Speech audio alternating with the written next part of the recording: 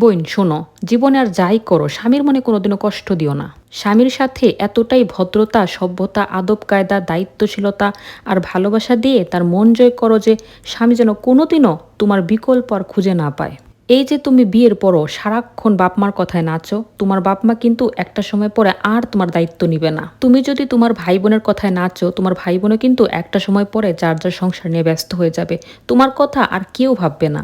সংসার ভাঙার সময় তোমার এই মেলা মানুষ উৎসাহ দিতে পারে, আরে সাইরা চইলায় কিসের জন্য এখানে পইরা আসোস, আমরা কি মইরা গেছি নাকি, ওই বেটার সংসার তোর করণ লাগবো না। কিন্তু তুমি সংসার একবার সাইরাই দেখো বোন, বেশি না, 1 মাস 2 মাস 3 মাস তোমারে সর্বোচ্চ 4 মাস ভাত খাওয়াইবো সম্মানের সাথে।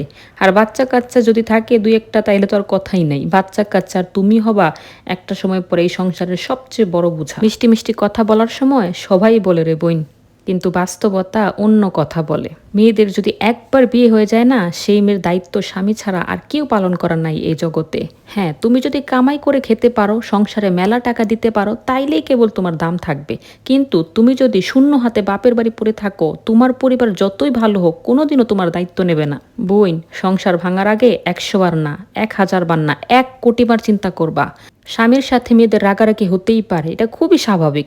আবার কিন্তু ঠিক হয়ে যায়। মেয়ে মানুষ হইছো, একটু ধৈর্য না ধরলে কেমনি কি।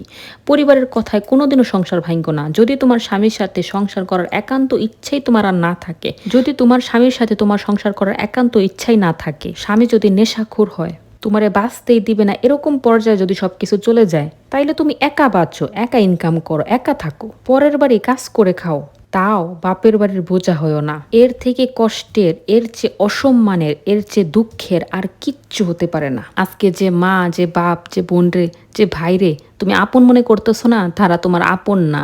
আপন ছিল একটা সময়, এখন আর কেউ তোমার আপন না। কিছু কিছু আপু এসে আমার কমেন্টে গাড়ি দিবেন আমি জানি, কিন্তু আমার আসলে কিচ্ছু করার নাই। আমি নিজের চোখে এরকম অনেক বাস্তবতা দেখছি, আমি নিজেও এক সময় ফেস করছি। আমি আমার অভিজ্ঞতা থেকে বলতেছি, চোখের সামনে এরকম অসংখ্য আপুরে দেখছি কষ্ট করতে, যে মেয়েরা এক সময় স্বামীর ঘরে দাপটের সাথে চলছে, পরকিয়া কইরা, বিয়ের আগের কোন কালের কোন প্রেমিকের সাথে প্রেম করে, পরকিয়া করে স্বামী সংসার হারা হয়ে বাপের বাড়িতে ধুকে ধুকে মরতেছে। এরকম কত বোনের কাহিনী যে আমি জানি, বিশ্বাস করেন খুব কষ্ট লাগে আসলে তাদেরকে দেখলে, খুব দুঃখ লাগে। আমার খুব কাছের একজন মানুষের গল্প আজকে করতে ইচ্ছে করতেছে। উনি দেখতে শুনতে তেমন একটা ভালো না হলেও ওনার স্বামী ওনাকে চোখে হারাতো, প্রচন্ড ভালোবাসতো, দেশের বাইরে থাকতো কিন্তু প্রতি বছর দেশে আসতো। 3 জন বাচ্চা কাচ্চা নিয়ে তাদের ছিল অত্যন্ত সুখের সংসার। তো ভাবি বিয়ের আগের কোন কালের কোন প্রেমিকের সাথে পরকিয়া শুরু করে দিচ্ছে।